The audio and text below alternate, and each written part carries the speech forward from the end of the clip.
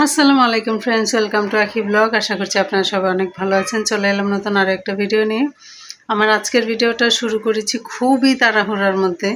ভেবেছিলাম শাক ভাজবো আর আপনাদের সঙ্গে গল্প করব, কিন্তু শাকটা আর বাঁচতে পারিনি, কারণ সময় স্বল্পতা।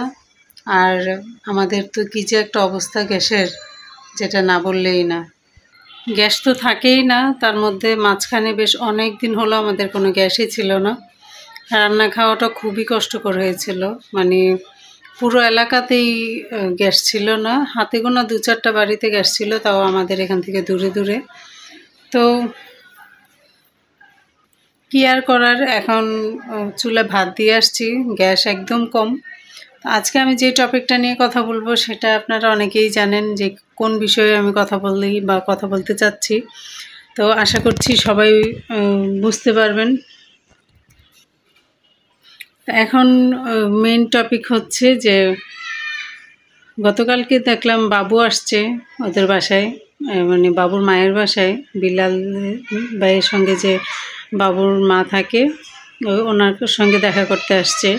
তো ওইটা আবার ইসের ভিডিওতে, বাবুর ভিডিওতেই দেখলাম। দেখার পর ভাবলাম যে না, এটা নিয়ে একটু কিছু বলা দরকার।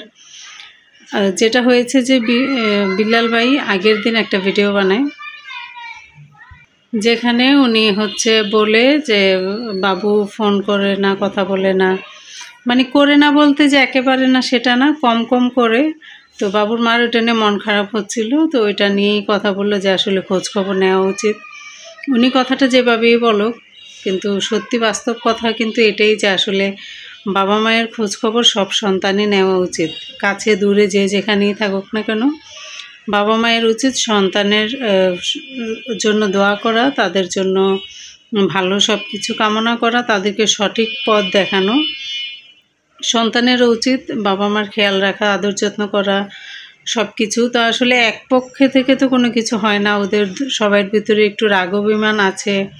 তারপরে সব কিছু নিয়ে ওদের ভিতরে একটু দ্বিধাদ্বন্দ্বের মধ্যেও ওরা চলে। তো আজকে যেটা দেখলাম যে বিলাল ভাই একটা ভিডিও দেয়, সেখানে মিমের কথা বলে। তো ওইটা দেখে মনে হচ্ছিল যে না, বিষয়টা নরম হতে চলেছে আর বিষয়টা খুবই পজিটিভ দিকেই যাচ্ছে।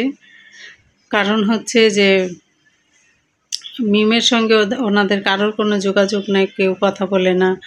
মিমের নাম্বারও হয়তো ওদের কারো কাছে নাই, যেটা বুঝলাম আমি কথায়। মিমের নাম্বারও কারো কাছে নাই। তো যেহেতু এতদিন পর এ পর্যন্ত আসছে, আমার মনে হয় খুব দ্রুত আমরা সেই শুভ দিনটা দেখতে পাচ্ছি, যেই শুভ দিনে মিম ওদের বাসায় যাবে, মিমকে দেখতে মিমের শাশুড়ি যাবে।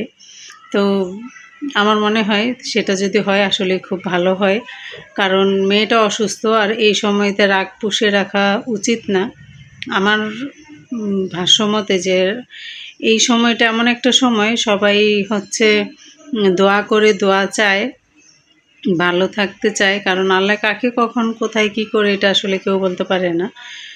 সব কিছু মিলিয়ে এটাই দোয়া করি যেন ওরা একে অপরের সঙ্গে যেই কথা না বলার যে বিষয়টা, সেটা যেন দূর করে দেয়। কথা বলে একে অপরের সঙ্গে যোগাযোগ করে যাওয়া আসা থাকে, তাহলে এটা আমাদেরও ভালো লাগবে, আমরাও খুশি এটাতে। মিমের বাসায় যদি বাবুর মা যায়, এটা আসলে মিম অনেক খুশি হবে, ওদের যেই সম্পর্কটা আরও সুন্দর হবে। আর বাবুর বাবু যখন দুনিয়াতে আসবে, তখন তো মাশাআল্লাহ সবাই যাবে, চাচা জ্যাঠা ফুপি ফুপা সবাই যাবে দেখতে, এটা আমার বিশ্বাস। তো ও দুনিয়াতে আসার আগে যেন সব কিছু ঠিকঠাক হয়ে যায়, ও যেন দুনিয়াতে এসে দেখে যে ওর ফুপি, খালা, মামা, চাচা সবাই যেন একসঙ্গে বসে ওকে ওয়েলকাম করে। সেটা আমি দেখতে চাই। আমার মনে হয় ওইটার থেকে সুন্দর দৃশ্য আর হবে না। তো সব কিছু মিলিয়ে যেটা হলো যে বাবুকে নাকি ফোন করে বাবুর মা কথা বলার জন্য। তো কথা বলছে, মিমের কথাও নাকি জিজ্ঞেস করছে, খোঁজখবর নিচ্ছে। তো বললো মিমের পায়ে ব্যথা, আসলে মিমের প্রচণ্ড পায়ে ব্যথা, এটা আপনারাও দেখছেন ভিডিওতে।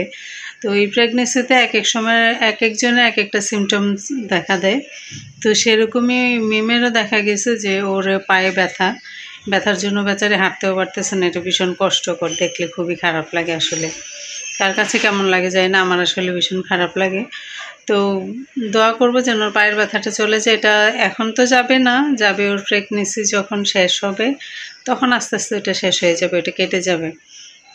তো যাই হোক, দোয়া করবেন সবাই ওদের সবার জন্য। যদি ভালো লাগে অবশ্যই আমার চ্যানেলটা সাবস্ক্রাইব করবেন, আর লাইক কমেন্ট শেয়ার করবেন। আমাদের বাসায় তো গ্যাস নেই, এখন বাজে প্রায় 1:30, আমাকে রান্না করতে হবে। কি রান্না করবো এটাই আসলে বুঝতেছি না, কারণ হচ্ছে রান্না করার জন্য যতটুকু জানিয়েছি পরে দেখলাম যে গ্যাস নেই, আর গ্যাস না থাকলে তো এগুলো রান্না করা সম্ভব না। তো ভাবতেছি যে রাতে রান্না করব টুকটাক। এখন ডিম ভেজে ডাল আছে, ভাত চুলায় বসাই দিলাম, ভাত হতে থাক। এ ফাঁকে টুকটাক অন্য কাজগুলো করি, ডিম ভেজে ডাল দিয়ে ভাত খেয়ে নেবে। তো এটাই আর কি শেষ পর্যন্ত ঠিক করলাম। কি বাবা, ঘুম শেষ? ভদ্রলোক ঘুম থেকে স্কুল থেকে আসছে। স্কুল থেকে আসার পর নাস্তা খেয়ে ঘুমাইলো। সে অনেক সকালে যেহেতু উঠে, আর দুপুরে যদি ঘুমায় তাহলে অনেকক্ষণ ঘুমায়, আর রাতে দেখা যায় যে 1:30-2টাও বেজে যায়, ঘুমাতে চায় না, কারণ উঠে তো লেট করে। তো যেদিন আমার মনে থাকে যে ওকে ঘুম পাড়াইতে হবে বা কাজের চাপ না থাকে সেদিন বলে দিই। আসলে প্রতিদিন মনে থাকে না, দেখা যায় রান্না বাড়ার কাজে থাকলে ওটা মনে থাকে না, ও খেলার মধ্যে থাকে। তো যে আজকে 2 দিন ধরে দেখা গেছে যে মনে পড়ে, তখন ঘুম পাড়াই দিয়ে ঘুমাই যায়। যেমন গতকালকে ওর হাফ স্কুল ছিল। হাফ স্কুল বলতে ওদের তো স্কুলে তো সিট পড়েছে, তো এসএসসি পরীক্ষা যেহেতু চলছে, ওই পরীক্ষার কারণে ওদের ক্লাসটাও একটু এদিক সেদিক করে করায়, এছাড়া আর কিছুই না। আর স্কুল থেকে আসছে এই কয়দিন তো বেশ অনেক দিন স্কুল বন্ধ গেল। আর কী কারণে বন্ধ করলে সেটাও সময় করে বলবো কোনো একটা ভিডিওতে। তো আজকে আর 2 দিন ধরে বেশ অনেক দিন পর সে স্কুলে গেল, এই জন্য স্কুল থেকে গতকালকে এসেও ঘুমাইছে। আজকেও স্কুল থেকে আসার পর নাস্তা খাওয়াই ঘুম পাড়াই দিলাম, মানে একাই ঘুমাই গেছে, আর এখনও উঠে নাই, উঠবে। আমি যেহেতু ফ্যান বন্ধ করে রাখছি তার একটু সমস্যা হচ্ছে ঘুমাতে। আর বাহিরে তো প্রচণ্ড ঠান্ডা বাতাস, মানে ঠান্ডা ঠান্ডা একটা বাতাস বাহিরে। তবে রোদ আছে হালকা হালকা, মেঘলা মেঘলা একটা ওয়েদার, দেখতে ভালোই লাগতেছে ঠান্ডা বাতাসে। এখন যদি একটু বৃষ্টি হয় তাহলে ভালো হয়, তবে রাস্তাঘাটের যে কি বিশ্রী অবস্থা হয় বৃষ্টি হইলে, এটা আসলে বলে বোঝানোর মতো না। তো এখন হচ্ছে ওকে ঘুম থেকে তুলে ওকে পড়তে বসাইতে হবে। এই ফাঁকে আমি অন্যান্য কাজগুলো শেষ করব। রান্নাও যেহেতু মোটামুটি করা লাগবে না, যতটুকু আছে ওটাতে হয়ে যাবে। তো ভাবতেছি যে ওকে আগে তুলে আমি বিছানা ঘরটর ওই সব কিছু ঝাড়ু দিয়ে কলমি শাক নিয়ে আসছিলাম, কলমি শাকটা বেছে রাখবো, এটা সন্ধ্যায় ভাজি করব, কারণ কলমি শাকটা আমার অনেক পছন্দ। কলমি শাক দিয়ে মানে সবসময় ভাত খেতে আমার অনেক বেশি ভালো লাগে। তারপর ঢেঁড়স ভাজি, কলমি শাক ভাজি, এগুলো আমার অনেক বেশি ভালো লাগে। এগুলো করলা ভাজি, এগুলো দিয়ে ভাত খেতে আমার মানে আর কিছু লাগে না, এগুলো হলেই চলে, মানে এতটা ভালো লাগে। তো যাই হোক, ভিডিওতে অনেক কথাই বললাম, অনেক আজেরা কথাও বললাম, কাজের কথাও বললাম। বসছিলাম আসলে একটা বিষয় নিয়ে কথা বলতে, কোত্থেকে কোথায় গেছি আমি নিজেও জানি না, কতটুকু কী করছি তাও জানি না। তবে যেটাই করি না কেন, যেটাই হোক না কেন ভিডিওতে যতটুকুই করতে পারছি ওটাই আপলোড দিব, কষ্ট করে দেখে নেবেন। আর যারা কষ্ট করে দেখবেন তারা অবশ্যই আমার চ্যানেলটা সাবস্ক্রাইব করে দেবেন, আর ভিডিওটা দেখে লাইক কমেন্ট শেয়ার করে দেবেন। শেয়ার না দিলেও লাইক আর কমেন্ট তো করতেই পারেন, ওটার জন্য তো হাত ব্যথাও হয় না, কিছুই হয় না। তো যাচ্ছি তাহলে আজকে এই পর্যন্ত। ভালো থাকবেন সবাই, সুস্থ থাকবেন, দেখা হবে নতুন কোনো ভিডিওতে। সে পর্যন্ত সবাই আমাদের জন্য দোয়া করবেন, আমরাও আপনাদের জন্য দোয়া করব যেন সুস্থভাবে আপনাদের মাঝে ফিরে আসতে পারি।